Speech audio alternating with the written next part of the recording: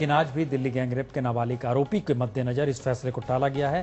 दरअसल 16 दिसंबर 2012 को जो गैंगरेप हुआ था उसमें एक लड़का जो था वो नाबालिग था और वो चंद महीने उसके कम थे 18 वर्ष को लेकर। उसके बाद से ही ये बवाल मचा था पूरे देश में कि दरअसल क्या किस अवस्था में इसको माना जाए, क्योंकि ये हीनियस क्राइम माना गया था। बड़ा ही क्रूरता के साथ उस पूरे बलात्कार को अंजाम देने में उस लड़के की स्थिति थी। पूनम इस वक्त हमारे साथ हमारी सहयोगी जुड़ चुकी है। पूनम, क्या कहा गया? सिर्फ ये कहा गया कि 5 अगस्त तक टाला जा रहा है? बिल्कुल, इस मामले को प्रसून जी 5 अगस्त तक के लिए टाल दिया गया है और ये कहते हुए टाल दिया गया है कि सुप्रीम कोर्ट में जो याचिका सुब्रमण्यम स्वामी ने लगाई है उस पर 31 जुलाई को इसमें सुनवाई होनी है। इससे पहले 2 दिन पहले सुब्रमण्यम स्वामी की सुनवाई जब हो रही थी इस मामले में, जिनमें उनका कहना था अपनी दी हुई याचिका में कि अगर 18 साल से कम भी किसी नाबालिग की उम्र है लेकिन अगर वो जघन्य अपराधों में शामिल रहा है तो उसके लिए नियम थोड़ा अलग होना चाहिए। जैसे कुछ और देशों में इस तरह के नियम है कि अगर आप जघन्य अपराधों में शामिल रहे हो तो आपको नाबालिग की तरह ट्रीट नहीं किया जाएगा। उस पर सुप्रीम कोर्ट ने सुब्रमण्यम स्वामी की ये मांग मान ली कि इस पर सुनवाई की जाए और 31 जुलाई को इसी महीने इस पर सुनवाई होनी है।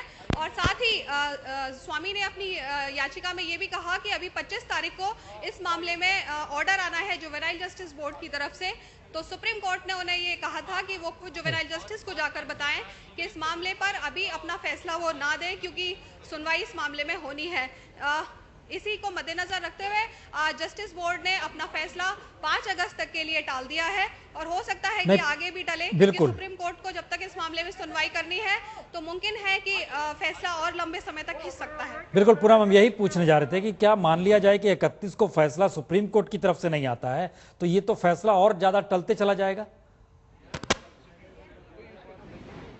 ये मुमकिन है क्योंकि अब एक ऐसा पेच इस मामले में आ गया है कि इस मामले से जुड़ी हुई एक सुनवाई जो है वो अब सुप्रीम कोर्ट में होनी है, जिसमें डिसाइड होना है कि 18 साल से कम अगर कोई नाबालिग है और वो किसी हिलीनस क्राइम में जघन्य अपराध में शामिल रहा है तो उसके साथ क्या वही ट्रीटमेंट होना चाहिए जो और नाबालिग छोटे क्राइम में शामिल रहे लोग हैं, बच्चे हैं, उनके साथ होना चाहिए।